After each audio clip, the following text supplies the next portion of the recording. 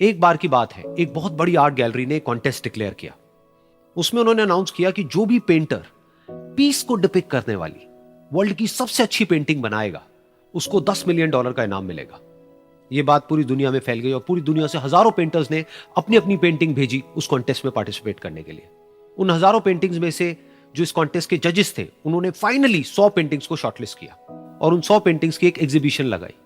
उस एग्जीबिशन में इन सारे पेंटर्स को तो इनवाइट किया ही किया, साथ ही साथ मीडिया वाले भी बैठे हुए थे और मीडिया वालों के साथ हजारों लोगों की भीड़ भी जमा थी। क्योंकि प्राइज अमाउंट इतना बड़ा था तो सबका इंटरेस्ट था ये जानने में कि कौन जीतेगा, कि वो पेंटिंग कैसी होगी और कौन वो पेंटर होगा जिसको इतना बड़ा अमाउंट मिलेगा। फाइनली वो दिन आ ही गया।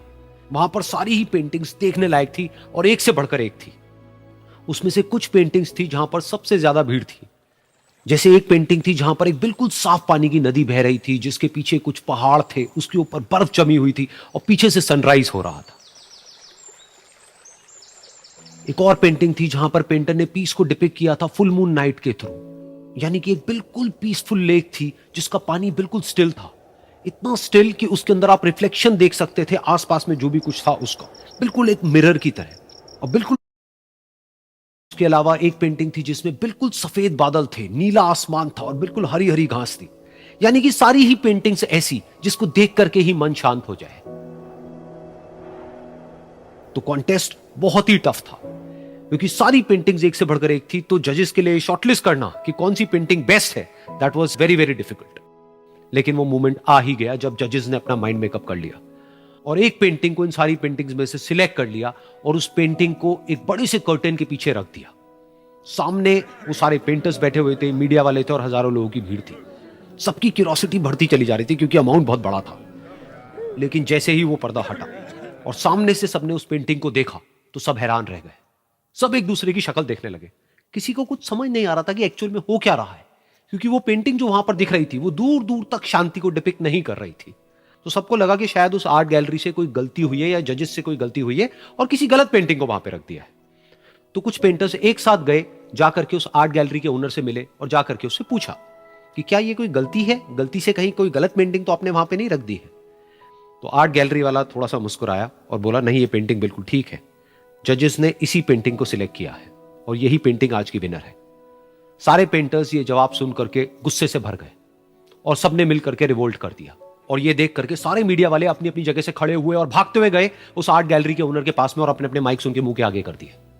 तो अगेन वो आर्ट गैलरी का जो ओनर था वो हल्का सा मुस्कुराया और उसने कहा कि मुझे कुछ बोलने से पहले एक बार इस पेंटिंग को आप लोग ध्यान से देखिए, थोड़ा पास से देखिए, शायद आपको कुछ ऐसा नजर आए जो दूर से नजर नहीं आ रहा है। क्योंकि आप सबने एक चीज तो देख ली कि इस पेंटिंग में आंधी है, तूफान है, चारों तरफ सब कुछ तहस नहस हो रहा है, आसमान में बिजली कड़क रही है, काले बादल हैं, ये सब तो आपने देख लिया। लेकिन एक चीज नहीं देखी कि इस पेंटिंग में एक घर भी है। उस घर में एक छोटी सी खिड़की है जहां पर एक आदमी खड़ा हुआ है।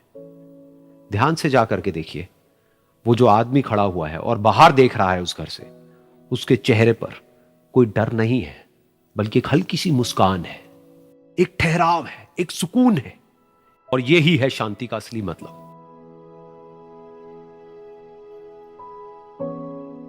यानी कि शांति का मतलब यह नहीं है कि हमारे बाहर सब कुछ शांत है और फिर हम शांत हैं, क्योंकि वो टेम्पररी है। असली शांति का मतलब यह है कि हमारे बाहर चाहे जो कुछ भी हो रहा हो, हम अंदर से पूरी तरह से शांत हैं, हमारा मन शांत है। क्योंकि जिसका मन शांत नहीं है, उसको चाहे आप कितनी भी सुंदर से सुंदर जगह पर ले जाकर के बिठा दो, वो वहां पर भी जाकर के दुखी ही रहेगा। लेकिन दूसरी तरफ से जिसका मन शांत है, उसके बाहर चाहे कुछ भी हो रहा हो, चाहे मौसम कैसा भी हो, चाहे उसके आसपास में सब कुछ तहस नहस